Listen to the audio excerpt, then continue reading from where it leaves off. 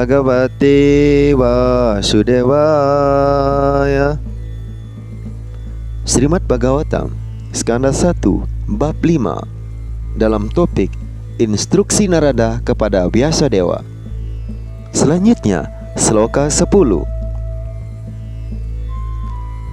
Naya tvaca citra padam hareryaso jagat pavitrang pragrinita karhicit tadvayashang tirtamusanti manasa nayatrahang sa niramantyauksikasyayah.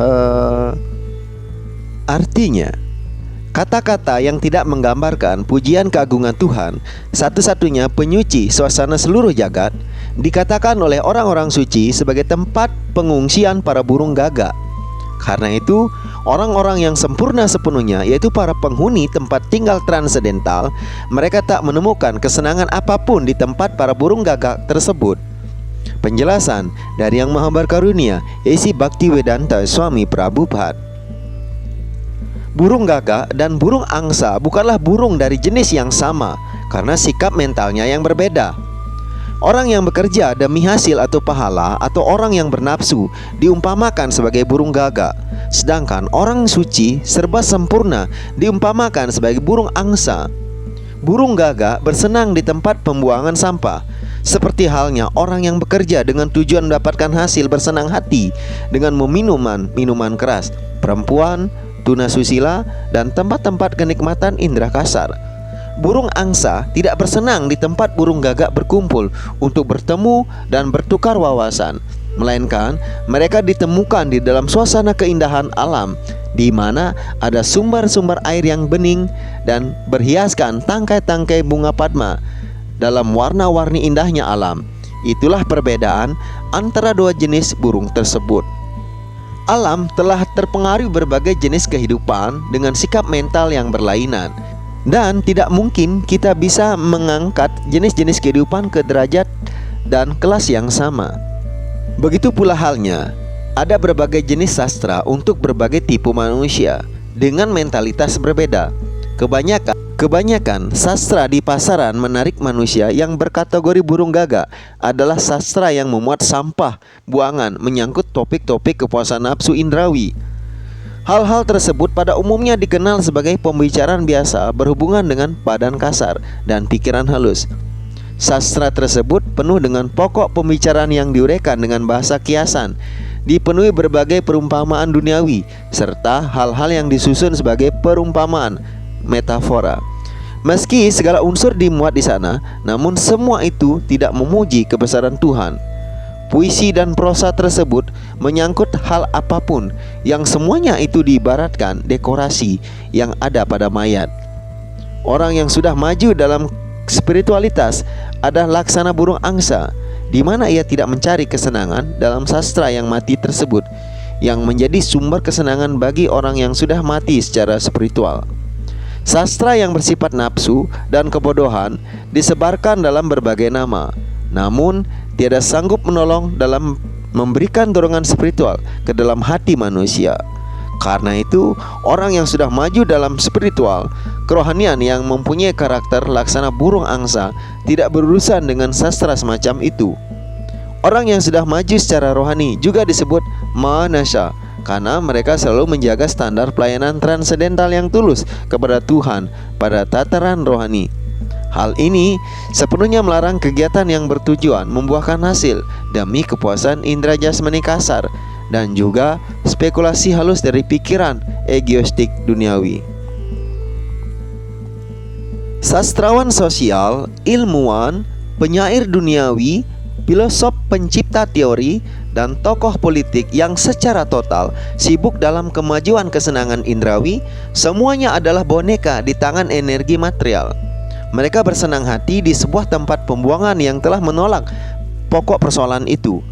Menurut Swami Sridhar, inilah kesenangan para pemburu perempuan tunasusila atau para hidung belang. Namun, sastra-sastra yang menguraikan kebesaran Tuhan dinikmati oleh para mahamsa yang telah memahami hakikat kegiatan manusia. Selanjutnya, sloka 11.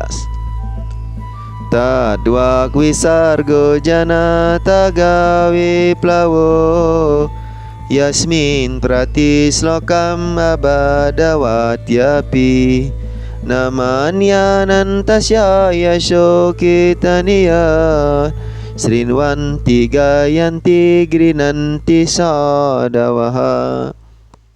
Artinya, di pihak lain, sastra yang penuh dengan gambaran pujian-pujian transendental menyangkut nama, kemasyhuran, bentuk-bentuk, kegiatan, dan lain sebagainya dari Tuhan Yang Maha Esa yang tak terhingga, merupakan ciptaan yang lain lagi, dipenuhi dengan kata-kata suci yang bertujuan membuat perubahan di dalam berbagai kehidupan yang tidak saleh dalam peradaban dunia yang tersesat ini. Sastra suci tersebut meski disusun secara kurang sempurna, didengarkan, dinyanyikan, dan diterima oleh orang suci yang jujur sepenuhnya. Penjelasan dari Yang Maha Berkarunia, A.C. Bhaktivedanta Swami Prabhupada. Kualifikasi para pemikir besar adalah untuk mengangkat yang terbaik dari yang terburuk. Dikatakan bahwa orang harus menyaring dan mengambil madu dari tempat racun, menerima emas bahkan dari tempat kotor sekalipun, menerima istri baik dan berkualifikasi walau ia berasal dari keluarga yang rendah, dan menerima ajaran yang baik walau dari orang atau guru yang berasal dari kelas terendah dalam masyarakat. Beberapa anjuran etika ini adalah ditujukan kepada setiap orang di semua tempat tanpa pengecualian.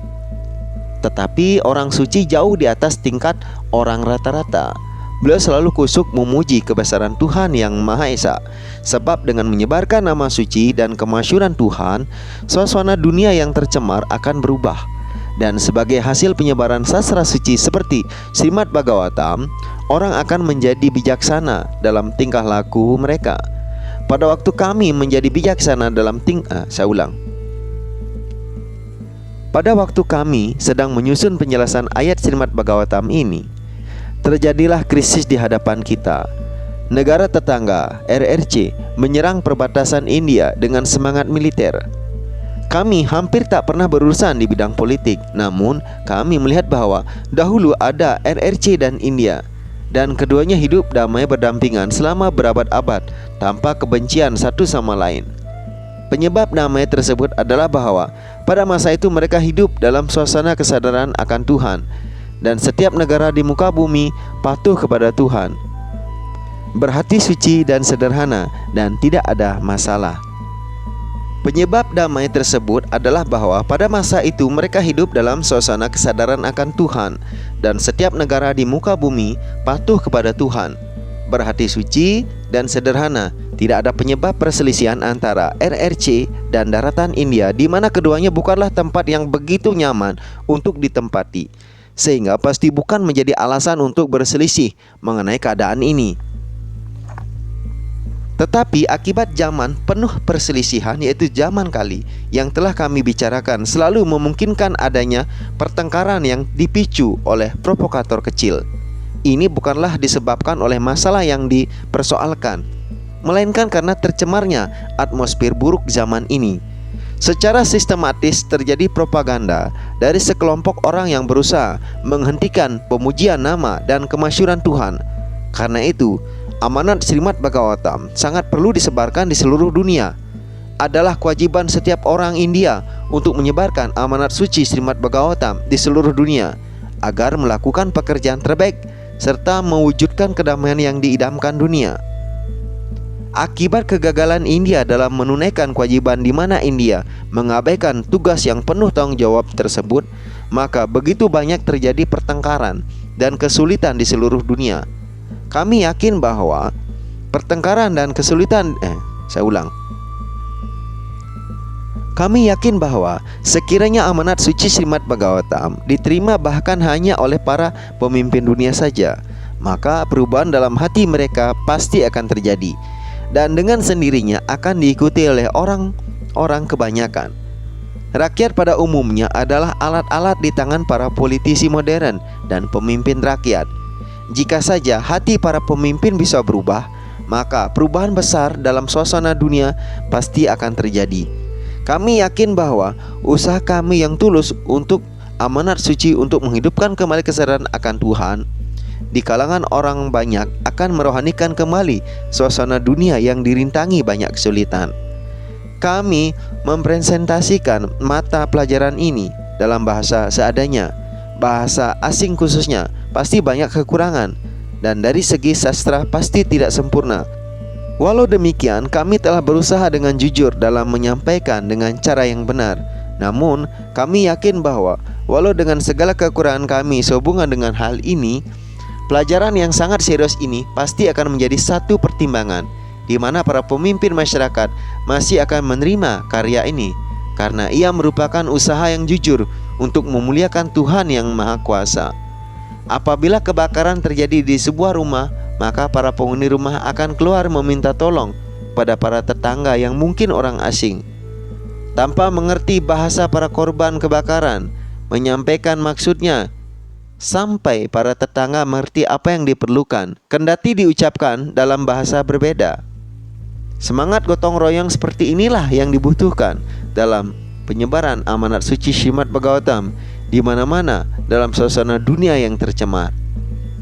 Bagaimanapun, Srimad Bhagavatam merupakan ilmu pengetahuan teknis yang syarat dengan nilai-nilai spiritual. Dengan demikian, kita telah memperlihatkan cara-cara penyampaiannya dan bukan bahasanya. Sekiranya cara-cara yang ada dalam sastra mulia ini dimengerti oleh orang-orang di dunia, maka kesuksesan pun akan tercapai. Apabila di seluruh dunia orang-orang melakukan kegiatan duniawi berlebihan, maka tak mengherankan lagi bahwa orang atau suatu bangsa akan menyerang orang atau bangsa lainnya karena dipicu oleh hal-hal sepele sekalipun. Itulah adat kebiasaan zaman kali atau zaman perselisihan ini. Suasana dunia telah tercemari berbagai macam manipulasi dan korupsi, dan semua orang telah mengetahuinya dengan baik. Ada begitu banyak sastra yang tak diperlukan, yang penuh dengan gagasan-gagasan materialistik untuk kepuasan indera, pornografi misalnya, dan lain sebagainya. Di banyak negara terdapat badan-badan sensor milik negara guna mendeteksi dan memilih buku-buku para pemimpin rakyat yang bertanggung jawab dan tidak menginginkan adanya buku-buku seperti itu. Namun di pasaran masih saja beredar karena orang menginginkannya untuk kepuasan indera. Orang ingin membaca itu, perasaan yang wajar. Tetapi oleh karena pikirannya tercemar, mereka menginginkan buku-buku semacam itu. Karena keadaan demikian, sastra suci rohani seperti Srimad Bhagavatam tidak hanya akan mengurangi gejolak pikiran orang-orang yang bobrok, namun juga akan menyediakan santapan demi memuaskan keinginannya untuk membaca sastra yang menarik. Pada awalnya mereka mungkin tidak akan menyukai sastra rohani itu, sebab orang yang sedang menderita sakit kuning enggan makan manisan. Tetapi hendaknya kita mengetahui bahwa manisnya gula adalah satu-satunya obat untuk sakit kuning. Begitu pula sebaiknya harus ada promosi yang sistematis untuk mempopulerkan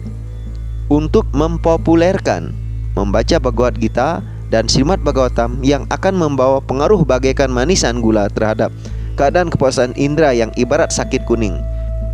Apabila orang telah meminati sastra ini, maka sastra lainnya yang sedang meracuni masyarakat akan berhenti dengan sendirinya.